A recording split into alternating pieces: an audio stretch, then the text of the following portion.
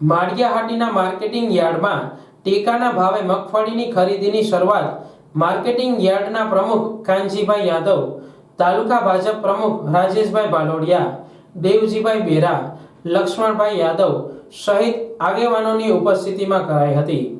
ખેડૂતોની મગફળીની ટેકાના ભાવે ખરીદી કરવા માટે 4 મંડળીઓને સત્તા અપાઈ છે। ટેકાના ભાવે મગફળી સરકારના નીતિ નિયમ મુજબ જ અને ઓનલાઈન યાદી મુજબ કરવામાં આવશે। આ તકે કોઈ ખેડૂતને ફરિયાદ હોય તો સત્તાધીશો અથવા આગેવાનોનો સંપર્ક કરવા અપીલ કરવામાં આવી છે। માળિયા એપીએમસીના 4 નંબરની વીડી મંડળીથી નવી ખરીદી શરૂ થઈ છે અને ખેડૂતોને પણ આજ બોલાવવામાં આવ્યા છે। એટલે તોલની શરૂઆત કરી અને આજે માળિયાની અંદર 4 મંડળીઓ ખરીદી કરે છે। એટલે ખેડૂતોનો વહેલામાં વહેલી તકે બધાનો વારો આવી જાય અને કોઈને અસંતોષ રહે નહીં અને કોઈને પણ કાંઈ હોય તો હું અમને આગેવાનોને વાત કરવી, જેથી એકાબીજાના વારા છે ઓનલાઈન પ્રમાણે જ આવે છે, સરકારના નીતિ નિયમ પ્રમાણે આવે છે અને મગફળી પણ તોરવામાં નીતિ નિયમ પ્રમાણે થાય છે। તો કોઈ પણ પ્રકારની ફરિયાદ હોય તો એપીએમસીમાં આગળ તો આગેવાનોને જાણ કરવી।